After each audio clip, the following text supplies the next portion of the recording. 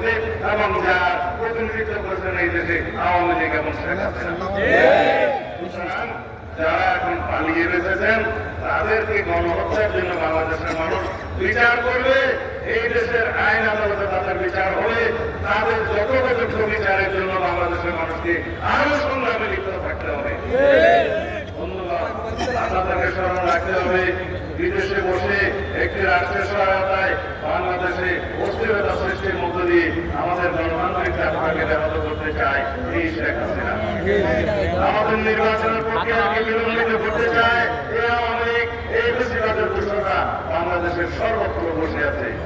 বাংলাদেশের সচিবালয় থেকে শুরু করে বিভিন্ন জায়গায় এখনো পর্যন্ত বেশিরভাগের দূষণরা বহাল আছে, তাদের ষড়যন্ত্র বহাল আছে।